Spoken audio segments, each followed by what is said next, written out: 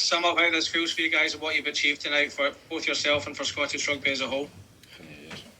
No, it's a fantastic feeling. I mean, it's winning is a great feeling, and yeah, maybe all my enthusiasm is different than the two players next to me. So yeah, but really grateful and thankful. You know, I'm a religious person, and I'm really thankful for the grace today and this whole season. You know, again, we left the field without an injury, and I'm really proud of that.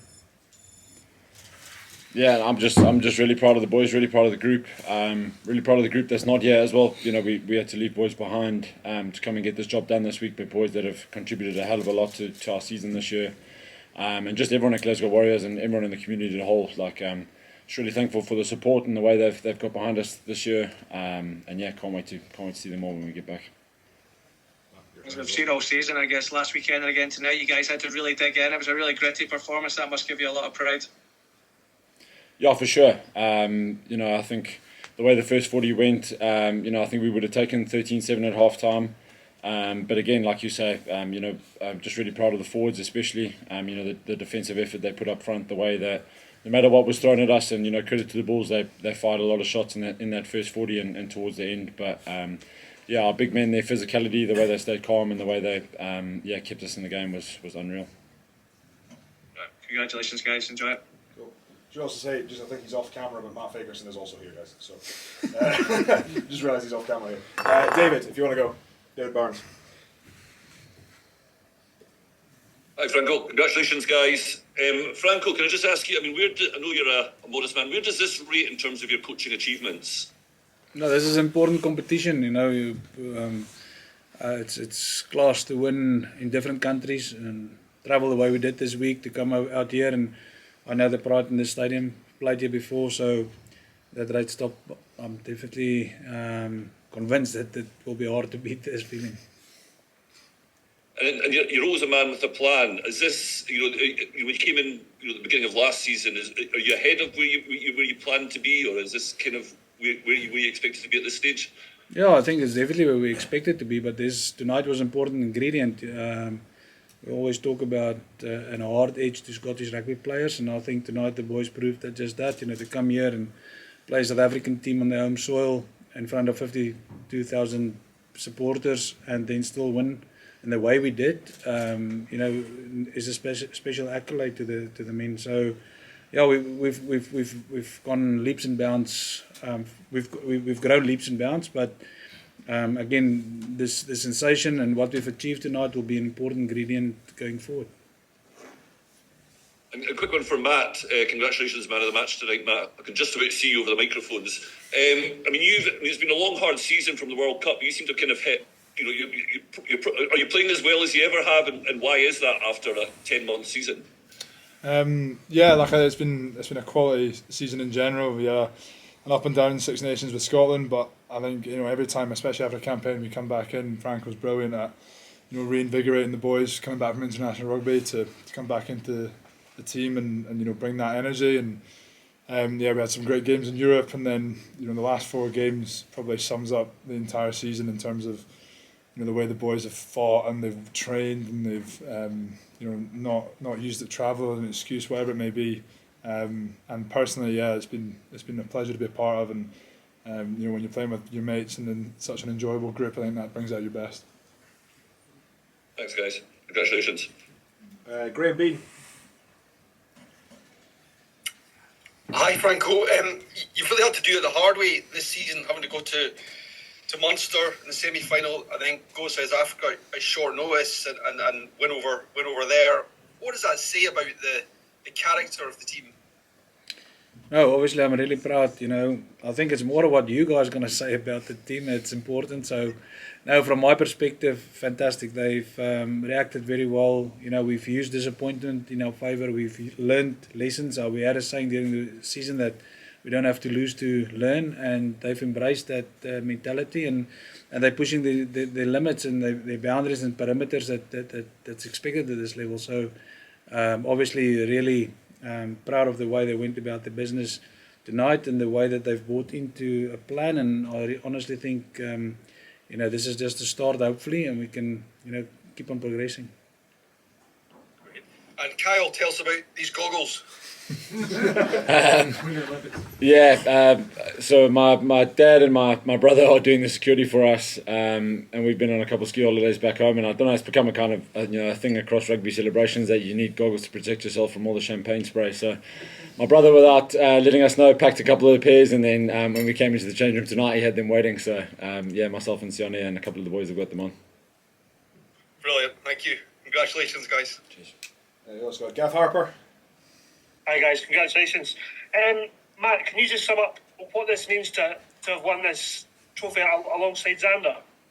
I think it means absolutely everything. Like, I grew up at school watching Xander progress into the professional ranks, and I've watched him grow into arguably one of the best tight ends in the world, and the work he puts in, the 8-minute shifts he's done in the last 3 weeks are beyond exceptional. And to win it with him and to do it for our family and our partners and kids and stuff back home is it's hard to put into words. And Kyle, just how much of a springboard can this be? We've talked about mentality being an issue for Scottish teams, for the national team. How much of a springboard can this be, not only for Glasgow but for Scotland as well? Look, I think it can be huge. I think looking at it from a Glasgow perspective, this is, Franco talks about that hard edge, and I think that's something we've kind of been searching for and working towards as a group. Particularly over the last 12 months, and there's just something about it that you can't really get it until you've done it, if that makes any sense. And I think sort of the belief that particularly our forwards have shown up front in giving us that hard edge over the last 3 weeks. I think that gives us a lot of belief going forward. So.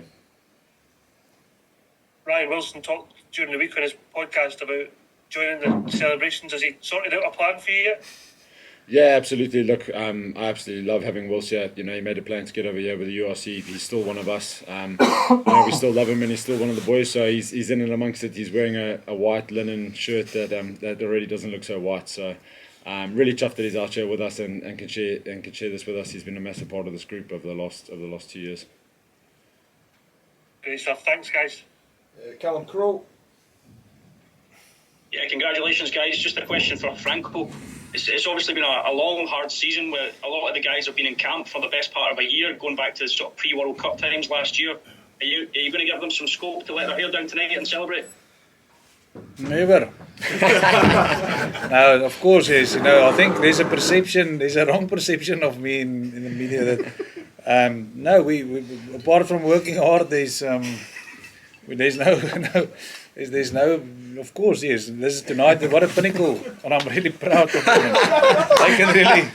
They can really, they've just drowned me in all the champagne that's available anyway. So no, of course, we're not going to start up until the 1st of August. So these guys are now going to, unfortunately or fortunately, some boys are heading back in Scotland Camp on Monday night already, But no, of course, I'm really proud of the boys and that they've worked so well. They deserve every minute, and if you play hard, then you can party hard, I suppose. I heard you talking to Ryan Wilson post-match earlier on. Who's in charge of the cigars and whiskies, and where did that plan come from? Yeah, I know. When I started 2 years ago there, one morning, 7 o'clock, I rolled out whiskey for everybody to give them a wee taste on what it will be to have a dram of whiskey on the back end of a win, and I said, savor that, keep that in your mind, and one day, as soon as we can win something, we'll have an evening where we can have a dram of whiskey and a cigar, and tonight I think these guys merit that. Absolutely. Congratulations. Last one from back in Scotland, Andrew Petrie. Well, congratulations, guys. Franco, I'll start with you. 5 minutes to go in that game. What were the emotions like? Obviously, you exhumed quite a calm presence. Were you as calm 5 minutes to go? Yeah, no, I was. Look, if you just look from a rugby perspective, we hardly give away a maul try this whole season, and I knew the Bulls were not going to play out of that, even if we have a yellow card. So we were had some good defensive sets before that. So I just felt if we stay patient and not get penalised, a turnover will happen. So, yeah, the way... so I can honestly say, and this is not to sound arrogant, I suppose, or that I was, the nerves was under control. Let me put it in that way. I had calmness. I'm sure, and the belief in the boys through the process. We've been talking about a process the whole year, so I backed the process, and the boys were backing it, and that in the end, brought the success or the significance of this win. And you talked after the game about building blocks. What's next for Glasgow Warriors after this? What do you want to conquer next? Yeah, look, I still believe that there's a lot. We want to be the best version of ourselves. That is what we strive to be. We don't play opposition. We play against ourselves. If you look yourself in the mirror, you must be honest and understand that you've given it all once you retire. So up till they retire, they must keep on giving it all, and that will be our challenge. How many times and how often can we repeat a performance like tonight? Just one for Kyle. There's been something in the water at Scotstoun this season. A lot of new dads in the squad. Do you think that's played a part in making the boys a little bit more mature and maybe helped to the success? I don't know if it's made us any more mature. I mean, the way we're sitting here now, you probably don't think we're the most mature of boys, but I think just that Glasgow is a club that likes to connect to its community, connect to its family, and I think for so many of us, to finally feel what it feels like to have your own kids and have your own family, I think that's certainly something that's brought us closer together. And like Sione had his baby very recently, and I think it's just being able to share in that experience with boys and all across the squad, so many dads and a couple of moms too. I think that those experiences bring people closer together and give you a deeper sense of why you're out there and doing what you're doing. Just finally for Matt as well, obviously, is the emotion of winning. Is there a feeling a bit of vindication as well? A couple of people had written you off wrongly, obviously. Had they? Some, not me. Some people. I think it's been an up and down season. I think in the last probably month or so, I've sort of gone back to what makes me a good rugby player and the basics, and I probably would get frustrated in games at certain times when things weren't going my way personally. I think I've sort of looked at the wider picture and the team and what I can bring to that. So as I said earlier, when you're playing with your mates and people you love coming into work with, makes it all that easier. Congratulations, guys. Question for you, Franco. A few weeks ago, you sat at Ellis Park and you were, let's say, a little glum after that performance. What have you done to sort of re-energize the group after that? Because obviously you needed the final surge and you pulled it off. Yeah, if you looked at the game, there was two decisions that gone against us. That two offside penalties that should have been in our favour, where they scored 2 tries from. One when it was 14-8, and the other one it was 15-14. So if you look at the game in its whole, we were actually not bad on the day. So a lot of positives on the Monday and the Tuesday when we got back there and said, look, this is what we did. The scoreline wasn't against us, but rugby works like that. If you don't take your opportunities or you don't make the best of them, or if you make the best of them, that is what the scoreline is going to be. So we took a lot of positives from there and never tried to, I always, in one game in the season will go bad, as much as one game will be good. So if you throw the base game and the weakest game out, you get the consistency across the park. So that was what we were heading into. We wanted consistency in performance, and the boys fronted up. I think the Lions did us a big favour that night. So we took a lot of learnings from it, but also a lot of enthusiasm to bounce back off it. Yeah. Franco, congratulations. Guys, congratulations. Franco, just when did you see there was the turning point of the game? Was it when Elric dropped that ball and you guys got the penalty, which led to your maul try? And then for Carl, you guys it was a bit of a mirror of the Munster game and the fact that you guys conceded quite a few penalties in that first half. Just how did you guys get the guys together and obviously keep the minds focused, and where do you see you guys getting on top there? Yeah, obviously I think the score before halftime was important. How we got to that wasn't important for me, but the fact that when the opportunity arose, we scored. We had up to then six entries into the 22 and we converted none. So it was an important situation. But with that stat going into the halftime talk was easy. You know, we knew that that we were doing things right. We just weren't completing it, and then the penalty count was against us, and now Carl's going to answer that. Yeah, I think, like you say, you know, it was a similar script to last week, and I think, you know, the fact that we had come through that gives boys a lot of belief in those moments. You know that you've got a plan that works, and that if you stick to that, you can get the results. And then, to be honest, it's guys like Matty that stood up, you know, the way he did before halftime. You know, a couple of really big carries. You know, that kind of reignite that fire in boys that get that belief going, and you know, think get the ball rolling again. They can get something done. And then I think that try before halftime was really crucial, as Franco says. And then we came in at halftime, and again, like Franco says, spoke about our process. You know, a process that we really believe in and really trust in, and knew that you know, we couldn't let the scoreboard or the time pressure get to us. You just have to, you got to focus in on that moment, and once you've ticked off that moment, you go to the next moment, and that was the way we went at the second half. I asked the hypothetical question yesterday about what it would mean to win so close to home again with the team and the place that you've made home. How does it feel, simply? I can't put it into words, to be honest. I think to be able to share the final here with this group, you know, who feel like family, feel like brothers and sisters, you know, was incredible. But then to have my own family here, you know, have mum and dad here. I had some really close mates, you know, from school who I sat in these stands and watched games with. They were here supporting me today, and I think just that sense of belonging and where we've come from, just makes us incredibly special. We think that every Monday and Tuesday, Franco's beating you, you're in there drinking whiskey. How talk us through that process, and you know, how it feels to have finished off that journey as well. Again, I think you know, if you look at where we were 24 months ago, Franco came in, and I think the biggest thing he had to do was to get us to believe and give us a sense of direction. And you know, you think back to drinking whiskey out of a polystyrene cup on one of his first days.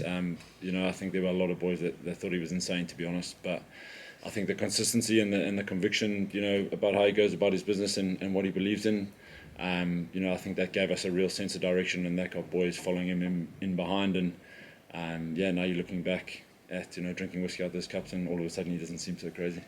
Just one from Matt, if I may. Matt, you came into the squad on the back of that great team that won in 2015. This group has been desperate to write its own story. What does that feel like now that you kind of joined them on the balls at Scotland? Yeah, it feels incredible. As you said, I've probably been in Glasgow 9 years now. There's a big mural just above our gym with pictures. I think it's Richie Vernon, Hoggy, Chris Fasaro, Tommy Seymour, all walking to the stands after the game, and that's something that we come in, look at every single day, and yeah, to sort of come in after a winning season in 2015, to come so close in 2019 at home, this just feels incredible. Sort of being in and amongst that sort of trophy winning seasons.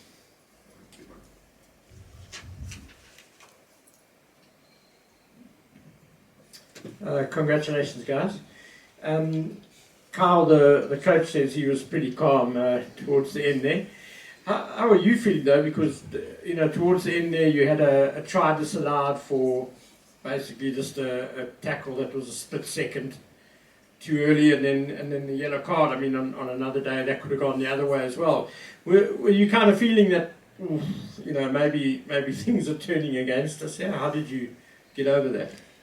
No, again, you know, I think credit to the boys. They were really calm, and you know, we've got leaders all over the pitch. You know, and the message came on pretty early. You know, when that TMO review came, and you know, it was tactical things. You know, about, you know, going into defence of you know, 13-1. You know, if we did get a yellow card, and I think that just kind of, you know, that kept boys from wondering about, you know, what if. That just kept boys on task, kept boys on focusing on what we needed to do. And again, I can't give enough credit to our big boys up front. You know, the way they fronted up in those mauls, in those big D sets. You know, in the last 10-15 minutes, I feel like they really broke the back of it and made sure that we came home safely. And Franco, obviously, the maul, how you guys mauled and how you guys defended the maul, obviously a massive part of the victory tonight. But your line-out as well, and the way you contested on the Bulls ball especially, how pleased were you with that? Yeah, there's a lot of work going in there in the week. We actually lost way too many lineouts tonight, to be honest. Out of character, I suppose. But no, there's a lot of work. I mean, I compliment Scott Cummings, and both him and Richie. We've got a line-out board, as we call them, and the boys work hard at it. Yeah, we do a lot of work on opposition teams, and it paid off, yes. So Franco, Kyle mentioned calm. You're down on the road to Munster, yellow cards come flying out, team remains calm, you get the business done. Tonight, you come out here and you're down 13-0 the first half, and the Bulls put the pressure on you. They keep coming down the pitch. What's the key here? Have you instilled discipline and calm into this team, and they just have the confidence to do it? Because you also mentioned at the end of the game, your nerves were fine because you were comfortable the team was going to get done. So what's the key to keep this team so calm? Because that seems to have been a key component of the last two games. Yeah, I think it's mutual trust. You know, we've started our theme for the preseason was trust. You know, a lot of the boys, we decided last year to, you know, start late with the preseason. Not late, we stuck to our normal program. Everybody else started way earlier. We stuck to the 8-week, 6.5 week programs, 8-week program. It depends on what we did. But so and that they came into the building physically prepared, and that was their buy-in into the companies in our little company. You know, they and therefore the trust that they've earned and we've earned from each other allow us to, you know, to concentrate on the task at hand instead of what we want. And you know, I think that is the compliment to the boys again, the culture of the club, the management, the coaching group, Nigel and Pete. They bring calmness. We're organised. We know what we want. So I think all of those ingredients, this is not bragging. This is just explaining. Leads to mutual belief and mutual trust. So I think if I must sum it up, I think that's what it is.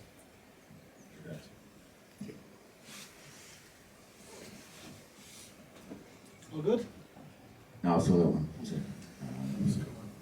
Congrats, guys. Franco, I know yesterday you didn't want to give me what the game plan was, but if I were to ask you now, where would you say you feel you won the game?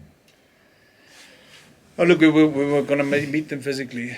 I know what they want to bully you in, yeah. I've having personal experience from it, so they want to bully you physically, and I thought I knew if we front up physically and we apply pressure instead of absorbing it, we can give ourselves the best chance. We wanted to have a little bit more width in the game, which we got with Hugh Jones's try in the end, which we didn't get to, and it was more because we didn't win the lineouts as we should.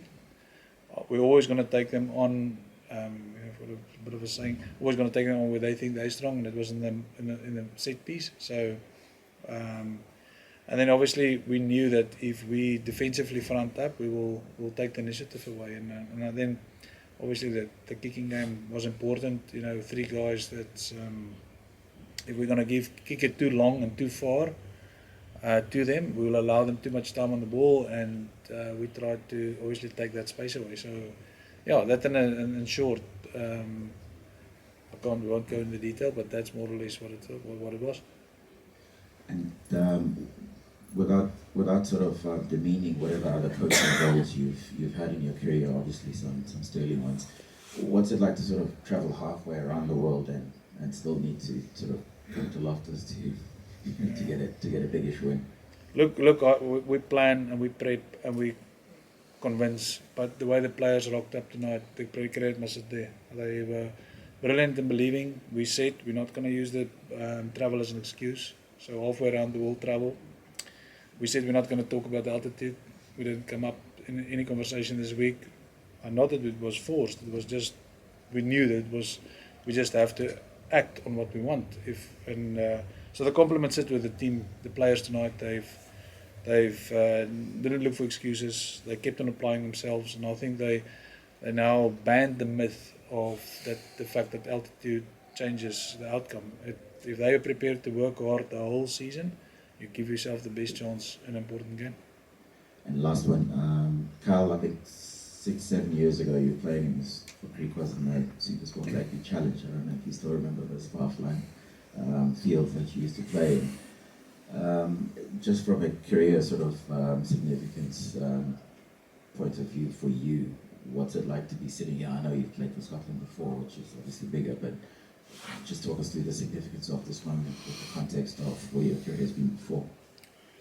Again, I think I said yesterday, having played the Supersport Challenge or Varsity Cup here at Loftus, and then, coming back with Glasgow, life has a funny way of going in circles and making you reflect. And I think when I reflect, I just, the incredible support I've had, from family, friends and coaches through my career has been incredible. And I think just, moving halfway across the world, I think I just can't thank the people, the players and the people in Glasgow enough, for making it feel like home, for making, us feel a part of the family. And I think that's what drives you when you go out on the pitch on a game like tonight. And just incredibly grateful for the opportunity tonight. Thanks, guys. Cool. Thank you, guys. Thank you very much.